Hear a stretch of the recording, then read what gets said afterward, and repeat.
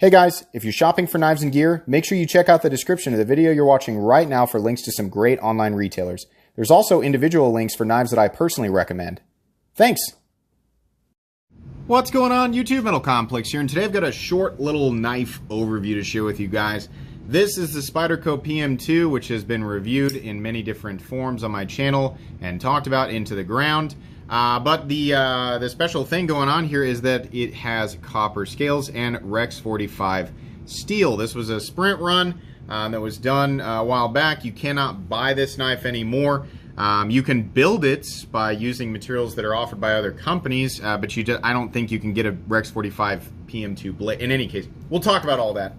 This was a sprint run. They sold out incredibly fast. I was barely aware of it. They were gone in like 3 minutes. That's generally the case with Spyderco knives and other companies that do sprint runs or, you know, flash batch, whatever. That's going to make some people frustrated. It always does.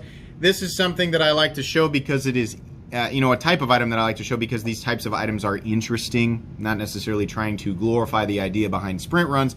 It's just interesting, and for anybody who's interested in picking one of these up on the secondary market, I'm sure they'll appreciate a video. But anyways, I'm going to try to keep this around the 10-minute mark. If you want to check out my thoughts on the Spyderco PM2, which is a very recommendable knife in its base form, you can check out my review on that. There's also a Spyderco knives section or playlist on my channel where you can go check those out. The Spyderco PM2 and all variants that it currently comes in will be listed down below, so if you want to shop the PM2 or Spyderco knives in general, you can check those out. This knife was sent to me by Evan. Evan, thank you so much for sending this for review. It's because of people like Evan that I'm able to bring you guys daily knife content. It's also because of my generous patrons. Thank you so much for supporting me right now. If you'd like to check out my Patreon, get your hands on some cool stickers and some other benefits, there is, of course, a link down in the description. Your support would mean the world to me. And be sure to follow me on Instagram at metal_complex.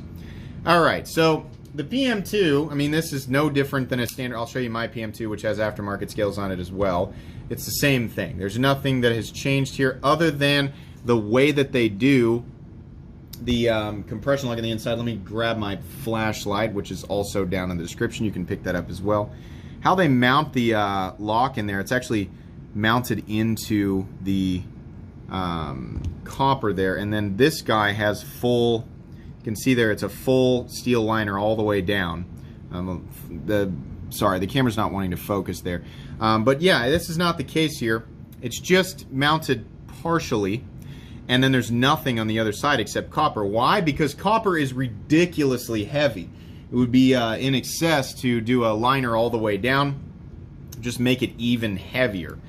So the thing is 8.3 inches overall, and then cutting edge on this. I mean, I guess for anybody who doesn't know, we'll go ahead and do the measurements here, but size comparisons. The PM2 is used as a size comparison in like every knife-related YouTube video ever, so it's meaningless to go through that. 8.3 inches overall. Blade length, you could call that 3.5 inches, but most of it's a choil. Cutting edge is about 3 1/8, something like that. Weight on the standard PM2, let's weigh that first. A regular Spyderco PM2, yes, these are aftermarket scales, but I don't think any difference in the G10 scales that come from the factory and these are going to be marginal. The weight on the PM2, this one's coming in 3.99. I think the official weight on the PM2 is probably a little bit less than that, maybe a 1/4 ounce less than that. It doesn't really matter. We're talking about the copper one today. The copper one comes in at 7.5 ounces. Wow. You gotta really like copper. I mean, there's nothing really special about copper. I mean, it's plenty durable. It's not, you're gonna, you know, between like the common materials that are available on a knife nowadays, copper, brass, titanium, G10, FRN, carbon fiber, they're all fine, right? Copper is just really heavy. They've done some excess milling on the inside there to kind of help a little bit, but you know, as you can see by the weight, it really it doesn't do much. This thing is just really heavy. So why did they do it in copper? I don't know. I don't know what other variants of the PM2 you can get in Rex45 steel. Rex45 steel is incredible. Wow, I talked about it with the Shaman that I had in for review, and I actually got an opportunity to use that and use it hard for a long time. Rex45 is amazing steel. The idea behind the PM2 is to have a lightweight, easy to manipulate cutting tool that has a good amount of handle room and blade. And while it is not nearly as celebrated in today's knife world as it used to be, it is still an evergreen knife. It is still an incredibly popular folding knife, and honestly, it's still one of the best EDC folding knives of all time. I don't carry mine anymore, but I definitely still use it, and the qualities I appreciate about it are, you know, the handle room is in excess, but I do appreciate the amount of room I have to move around on. I love the blade shape. I love the easy access to the thumb hole and, you know, the compression lock. The same stuff is present here, but one of the main things that I appreciate about the Spyderco PM2 is its balance, you know, the overall, you know, the weight to dimensions and blade length ratios, right? The copper on this guy throws it completely off. So are you gaining any sort of utilitarian benefit with the copper? No. In fact, it's just making it unnecessarily heavy. But this is a sprint run. It's not like Spyderco's idea was, let's add copper to the PM2 and make it even better. And it doesn't make it better. It's just something that collectors go after, right? People who collect Spyderco knives and really try to chase down the sprints and the exclusives and stuff like that. This will forever become an odd variant of the PM2 that doesn't make a whole lot of sense, but it's in a new crazy super steel, and it comes with copper scales from the factory. But you can get Flytanium copper scales. Why wouldn't I just do that? So the base price of the PM2, right? This is the first time I've ever seen a Spyderco, an American Spyderco, flagship American Spyderco, come in copper from the factory.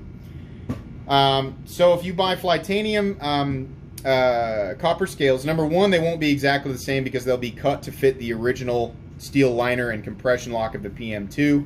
Doesn't really matter, but that does differ. They are high quality, right? I think you can get them for like 60 bucks. So with the base price of the PM2 and S30V coming in now at $150, and it's S30V, right? You'll end up with a copper PM2 that you'll spend about $210 on, and it'll be an S30V. So making that argument there, this one comes with everything pre-installed, so you don't have to mess with the terrible lanyard tube, and it has Rex45. So I don't know. There's your comparison there. Is it justified? Not really. I mean, this thing came in at $205. The people who are going to find this knife the most interesting, again, are just collectors and enthusiasts. It is neat. It's weird. I can hear myself saying in the future, you remember that weird Spyderco PM2 they did in copper and Rex45? That was weird. These are going to command much higher prices on the secondary market. It wouldn't surprise me if these go for $250 or so right now, and as time goes on, if they, you know, any of these that remain to be in good shape will command even higher prices. Copper patinas over time, so as time goes on, don't expect it to be this shiny. If you're finding it on the secondary market, it'll probably be patinaed. Rex45 is nowhere near a stainless steel, so it'd have to be pretty well preserved, but in any case, I wouldn't recommend spending a ton of money on it. I mean, like, if you're a serious enthusiast and collector, okay, maybe you can justify it. But if you're somebody who just wants a cool Spyderco and like a tool that you're planning on using, I mean, is it worth spending, you know, the extra $50, $100, whatever this thing ends up? It'll inevitably command more money than what it originally came in at. No, don't do that. Just wait. Spyderco's always coming out with a new Sprint. They're always coming out with a different PM2. Just wait. You know, down in my description, I've got multiple retailers that have, you know, the newsletter thing and the sign up for updates. You know, you can use those, and some of them work better than others, but oftentimes it's just a matter of paying attention to those, paying attention to your email, paying attention to Spyderco or other companies that do this on Instagram and whatever groups, the Spyderco group on Facebook or the Spyderco group in I think like the Spyderco forums. There's lots of different ways to stay informed, and then even if you are, you know, you still have to show up at the retailer at the exact moment that they drop, and then be one of the people who manage to click fast enough to get one of them, if it really means that much to you. At base, though, this is basically just a really, really heavy Spyderco PM2 in a steel that is amazing. If you don't mind the excess weight, will this make, you know, is this a good tool? Yeah, for sure. It's very durable. Rex45 is great. The geometry is great. It's still easy to manipulate. It's just heavy, right? This knife came perfectly centered. You can see there, centered. Locks up solid. Brand new Spydercos, you know, sometimes they take a bit to get that drop shuttiness, but they do usually break in. It's cool. But I think that's the limit there. I wasn't interested enough in this knife to drop. I remember when I saw like it was coming soon on Blade HQ, and I was like, and by the way, I don't know if this was a Blade HQ exclusive or not. That's the only place that I was aware of that it was, but maybe it was in some other places. But I didn't, I looked at this and I looked at the price tag and I was like, Copper and Rex45, PM2 for $200 and whatever, $205. No thanks. Copper is one of those things where it was really, really popular like a couple of years ago to have like whatever knife and it's just got copper on it. It was neat and people were like, okay, it's a little heavier, but it's cool because it's kind of a newer thing or it's becoming more popular, right? But this just kind of feels weird and late. Now, a PM2 Sprint in Rex45 and like what they did with the forest green, like you guys remember the S45 VN PM2 with the forest green scales that were textured, right? I'll take an odd color variant of G10 with some of that texturing in Rex45. They want to charge me something like $160 to $175 for it. Yeah, that might pique my interest because then I get to enjoy the good design choices with the PM2 and the lighter weight materials, right? But then I'm also enjoying the whole odd variant thing, the whole pride of ownership, with it being a weird model and the new Super Steel Rex45. So I don't know really what it is that I'm saying. This isn't it's very rare that I'll recommend a Spyderco Sprint because it's like, well, how can I do that? Because they're always gone by the time I, talk about it. But this is weird. It's interesting for collectors. Don't go out of your way on the secondary market to spend way too much money on this. It is what it is. It's just a weird variant of the PM2. I don't know that a whole lot more needs to be said here about it. I just wanted to talk about it and show it to you guys here real quick.